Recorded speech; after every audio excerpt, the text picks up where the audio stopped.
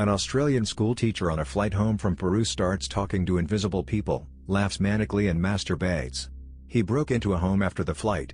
Homeowners tied him up, took a photo of him and sent it to a friend. The friend said she could see demons around him. Anthony Stott, the 43-year-old well-respected French teacher, appeared to talk to voices in his head and masturbate in his seat during the 1-hour domestic Tiger Air flight from Sydney. Stott sped down the Pacific Highway in his silver BMW hours later before leaving the car in the middle of the road to walk to a farmhouse at Cudgera Creek. A space Stott arrived at the home in pitch-black conditions waving a carving knife. He was allegedly tied to a chair and brutally bashed with a golf club while held captive at the home in northeastern NSW. Stott was the subject of a formal complaint from a fellow passenger after acting strangely on his flight from Sydney to Brisbane. She said his odd behavior included him masturbating, yelling, swearing and making rude gestures throughout the journey. Stott was quite happily chatting to what seemed like voices in his head and having an inside giggle or joke with them. The woman said he traveled with a book about Buddhism or yoga and tried to settle down with some meditation. When he came out of the floor position he was much more subdued, like he wasn't even conscious of his surroundings and as though he were somewhere else. She said Stott then undid his pants to play with himself. In a shocking photo shared to court, Mr. Stott was shown sitting on a chair with a blank expression on his face and rope wrapped around his body. His father Malcolm told police his son did not suffer from mental health problems but advised officers the teacher woke up shaking after a bad nightmare. Malcolm asked his son if he was using drugs and Stott said he wasn't. The teacher had told his father he intended to go to a yoga studio and have some dinner after arriving in Brisbane. It still remains a mystery as to why he happened upon the farmhouse. Frost and Granger told police Mr. Stott broke into their home with a knife in the early hours of the morning at about 3:30 a.m. Granger alleged Stott said he was going to Sydney and had been in their kitchen to steal money. Button said he was falling asleep in his car after a night of drinking when he was advised of the intrusion. Now he, Stott, wasn't being overly aggressive but he had no shoes on, looked like a nice junkie, Button said. Granger texted a photo of Stott to her friend, who told police she saw heaps of ghosts in the photo. The woman, who claimed she was not spiritual, explained to officers she can see ghosts in photographs after the death of her uncle. About 10 minutes after Stott was sent on his way by the trio, he was hit and killed by a semi-trailer on the highway. Damian Sharp, 22-year-old veteran, went missing without a trace in the small valley town of Warren, Pennsylvania on May 25, 2002. Damian Sharp was a generally well-loved and well-behaved young man in the small town of Warren, Pennsylvania. He was a U.S. Army veteran. He spoke to his mother almost daily on the phone, and was beloved by many friends. This is why it came as such a shock when he vanished into what seemed to be thin air. Damian was fit. He was 5 feet 7 inches and 170 pounds of pure muscle, as one might expect from a young veteran. He had strawberry blonde hair and hazel eyes. On his chest was a tattoo of a large Egyptian snake. He was last seen on aluminum crutches, due to a knee injury, with a black backpack, and dark shirt and shorts. From here, all of the details are incredibly muddy.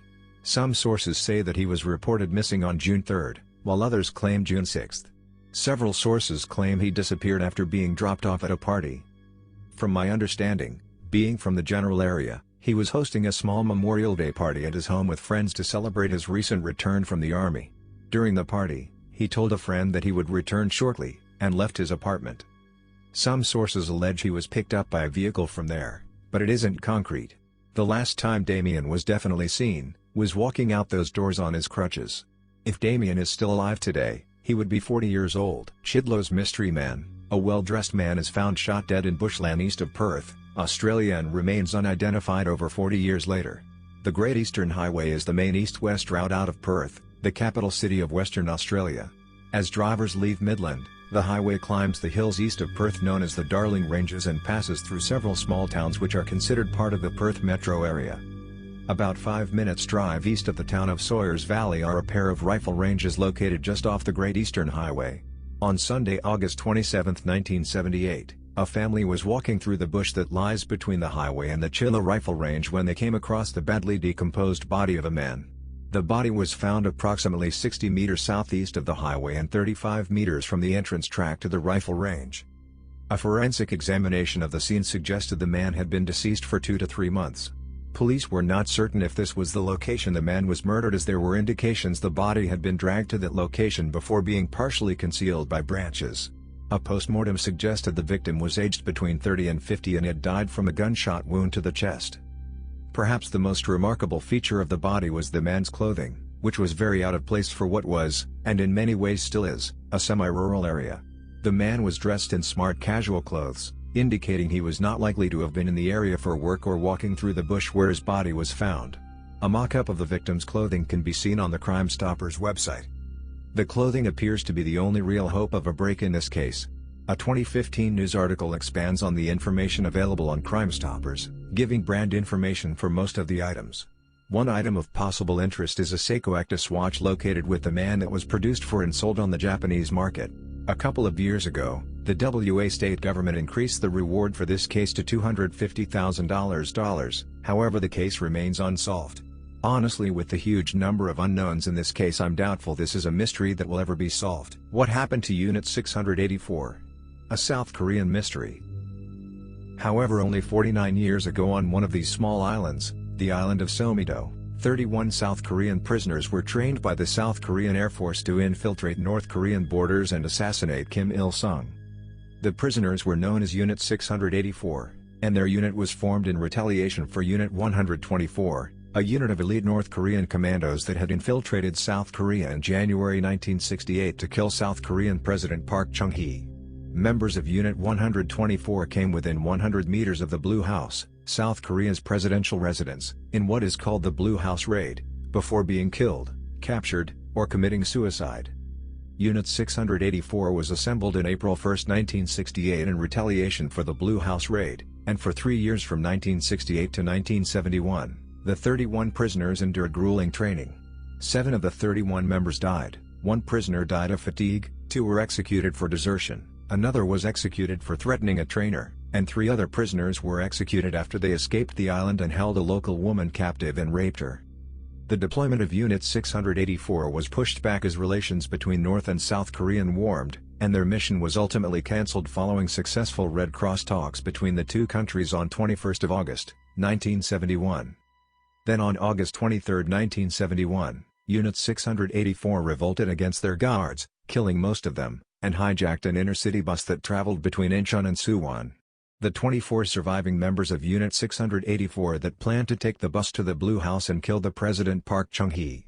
The group were reported to be armed communist guerrillas, much like Unit 124, and were surrounded by military and police in Daebang-dong, now Dongjak-dong, Yeongdeung-pogu, Seoul. 20 members of the unit were shot or committed suicide with hand grenades as they realized they could not escape the siege. The remaining 4 survivors of Unit 684 were captured and sentenced to death by a military tribunal and executed on March 10, 1972.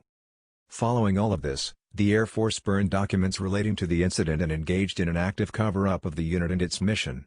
Shortly after the bus hijacking, General Sae-gyu Lee of the 7th Army Reserve discovered that the armed communist guerrillas were in fact South Korean Air Force commandos and was later taken to Namsan, the headquarters of the KSA, and tortured. Information about Unit 684 only became public knowledge following publication of a book in 1999 on the unit and their mission, and the release of the action film Selmido in 2003. However, as records were destroyed and all members of Unit 684 were killed or executed, it seems that some details of Selmido and Unit 684 will remain a mystery. The film Selmido depicts the prisoners revolting after they overhear their guards being directed to kill them to keep Unit 684 a secret, now that relations between North and South Korea have warmed. The driver of the bus hijacked by Unit 684 said that the prisoners told him the government had tried to trap and kill them on the island, Korean Link. Relatives of the deceased prisoners also claim the government planned to kill the members of Unit 684 to keep the project secret after their mission to assassinate Kim Il-sung was terminated, Link. However, surviving guard Yi Tae-kim describes here, "I once was very frustrated, so I asked my boss, should I kill them all? But it was only talk and never was such an order placed from my superiors." Another former guard Dong Soo-yang says here, "They revolted because they felt that they were never going to get the chance to go to North Korea and that they would never be allowed to leave the island. They were in despair." Did the South Korean government really plan to execute Unit 684 on Selmido, or was it really just a revolt born of frustration and despair? Will we ever know what really happened on Selmido, and what really happened to Unit 684? The girl who walked away. The disappearance of Amy Gibson. Amy Gibson's case is not a particularly well-known one. A quick comparison of the results you get when searching her name versus other Amy's well known to this subreddit, such as Amy Lynn Bradley or Amy Mahalievich, is easy proof. There are no books or YouTube videos or podcast episodes about her. She's had no post on this subreddit before now.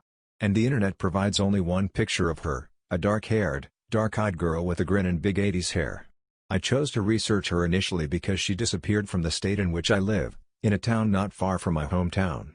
But as I did my best to learn about Amy Gibson and discovered how little known her case is, my motivation changed. I'm writing about her now so that her story may be better known. So that maybe, one day, her case will be solved. Amy Danielle Gibson was 15 years old, a student at Dudley Open School, when she walked out of her Greensboro, North Carolina home in December of 1990.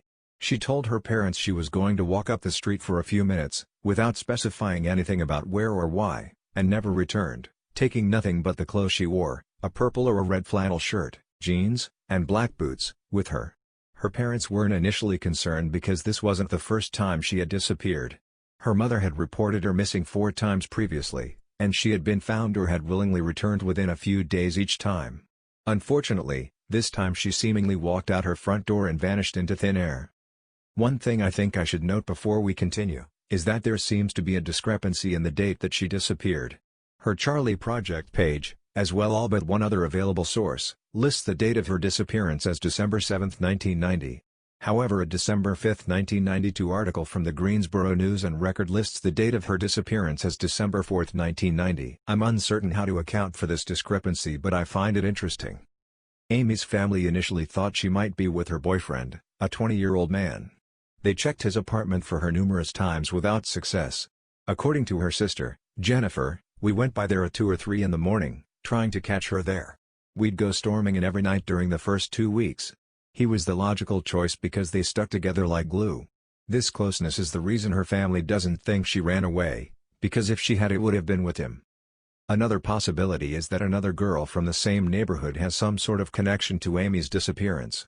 In 2016, user Titophile on Web Sleuths, who claimed to be married to one of Amy's cousins, posted that Amy and a neighbor girl, who was Lumbee Indian, had been fighting and that Amy had snuck into her bedroom the night before and cut all of the other girl's hair off while she was asleep.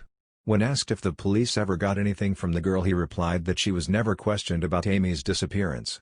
I don't know anything about Web Sleuths, or if they have a method by which they verify friends or family of people who are the subjects of cases, however, so I believe that this and any other information given by Titophile that I mentioned should be taken with a grain of salt. There have been a few possible sightings of Amy since her disappearance. In either July or August 1991, a security officer at Four Seasons Town Center, a mall in Greensboro that still exists today, claimed he saw Amy in a red Camaro, but police were unable to substantiate this lead. In November of 1991, an anonymous caller claimed that Amy had a child and was living in Randolph, North Carolina, a town about half an hour away from Greensboro. Police checked hospital records and health departments for all the surrounding areas but were unable to find proof that anyone had taken care of Amy. Someone called in a tip at some point that Amy was working as a waitress in Fayetteville, North Carolina, about an hour and a half away from Greensboro, but it turned out not to be her. According to Titophile, Amy's mother received anonymous phone calls that claimed that Annie was in the lake behind her house. When asked if the police followed up on the tip, he said that they did check the lake but not well, and that her mother had requested that they check it again but that police refused to waste resources. I'm doubtful of a connection, but I feel I would be remiss if I didn't also mention Amos #UP2224. A Jane Doe found dead in Hillsborough, North Carolina, a little less than an hour from Greensboro. She was suggested as a possible match for Amy on Web Sleuths, in the same thread with Titophile's posts. Jane Doe isn't too far off from Amy physically. She's 105 to 115 pounds to Amy's 110, 5'3" to 5'5" to Amy's 5'6". Amy was 15 when she disappeared and Jane Doe's estimated age range is 14 to 25, and both girls are white with brown hair, though Jane Doe's was dyed blonde. That's where the similarities end, however. Jane Doe had a 3-inch appendectomy scar that, as far as I'm aware, Amy did not. Amy has extensive dental work, and Jane Doe is not mentioned as having had any. Her clothes are also not a match to what Amy was wearing when she went missing. Jane Doe was found wearing a pink sweatshirt with 3 bunnies on the front, the brand of which has never been determined, a bra, white anklet socks, and size 6.5 shoes. She was also wearing jewelry, a ring on her left ring finger and a metal bracelet on her left wrist, and Amy was not, as far as I'm aware, wearing any jewelry. The biggest strike against Jane Doe, however, is that she was found on September 19, 1990. This pretty definitively rules her out as Amy, unless there was an error in terms of either the date that Amy disappeared or the date Jane Doe was found. As previously established, there is in fact a discrepancy in the date that Amy disappeared, but not a big enough one that I feel it makes Amy likely to be Jane Doe. It's been 30 years since Amy disappeared. There has never been any activity on her social security number and she's never gotten an ID or driver's license. She would be 45 years old now if she's still alive. I don't have a solid theory as to what happened to her. I just hope that she is found one day.